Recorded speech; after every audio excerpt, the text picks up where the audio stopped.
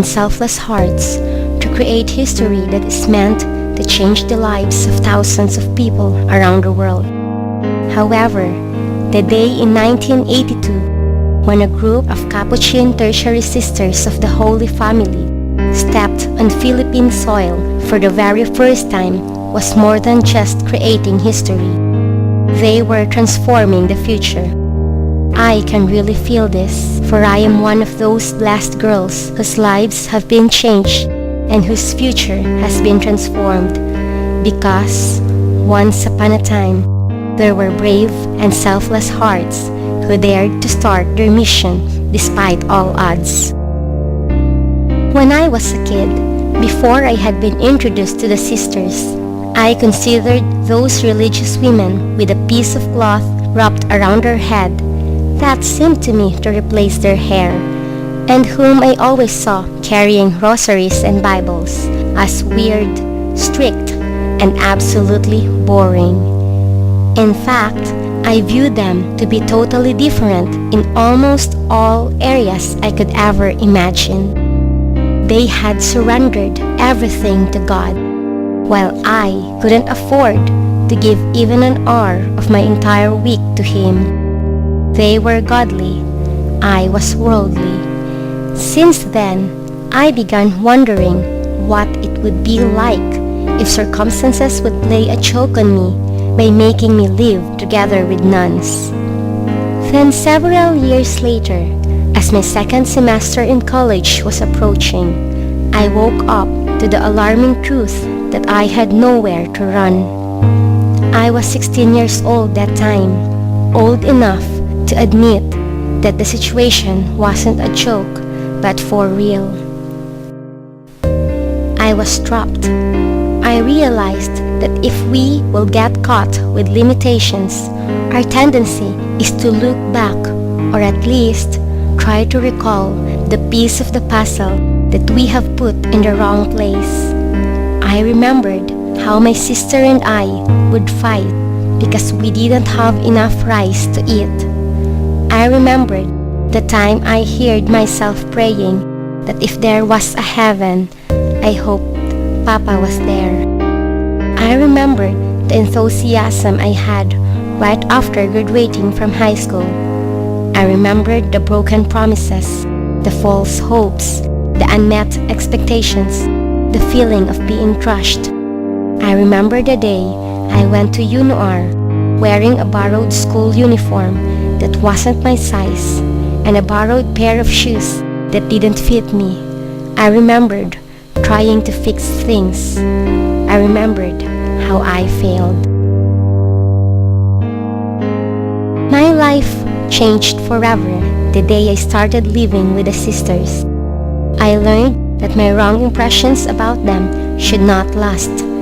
For the very first time, I encountered sisters who were fun to be with, doing ordinary house chores and filling the role of mother for many children whom they accepted, supported, and loved as their own. I found myself believing and dreaming again upon reading this line printed on the gate while waiting for somebody to open it the day I decided to stay in Holy Family Home, Bacolod City.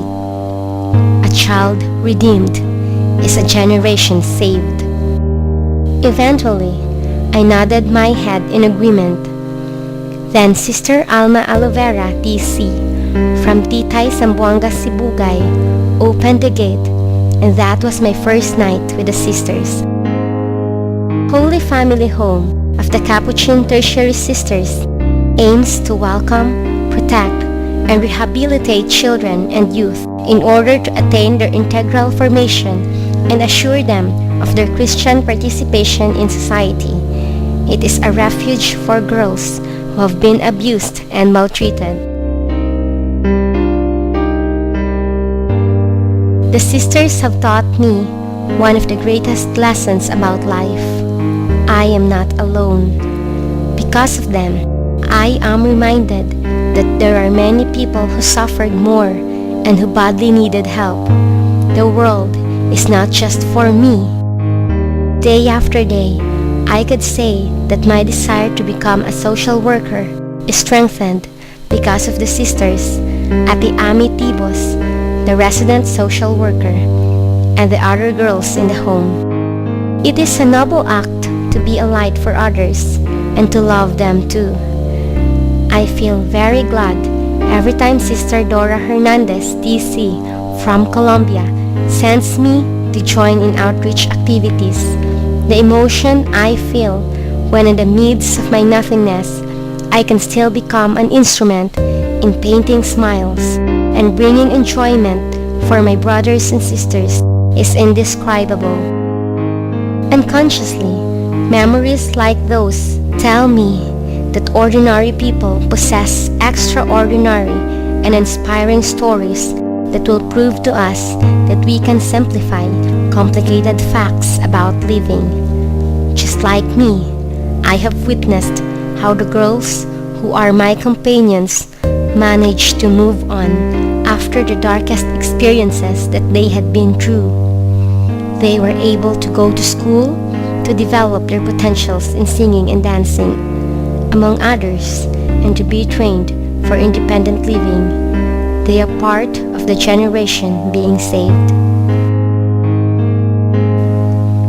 I can call this part of my existence the turning point because just like the vertex of an angle, everything in me started to twist the moment I had discovered God's presence in my life. The Holy Family Home girls are given the opportunity to reflect on the gospel and to understand the doctrines of the Catholic Church better.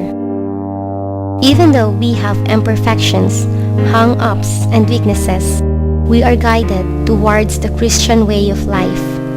Many girls with different stories and personalities mean a lot of patience, prayers, and love, and intervention strategies from the sisters, together with other professionals.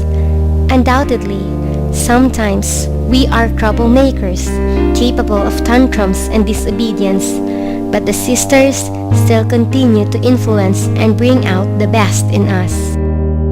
To meet Jesus after being like a lost sheep is such a wonderful gift. If Father Luis Amigo, OFM Cap, who founded the congregation and who was later a bishop, and the first group of sisters hadn't listened to the call of God, or if they had gotten easily discouraged by all the frustrations and lack of resources they had to face at the beginning, what would have happened to us now? That's it. This world needs brave and selfless hearts to create history that will touch lives and transform the future. We are the future, and we praise God for bringing the Capuchin Tertiary Sisters to the Philippines. I praise God for making my way meet their way.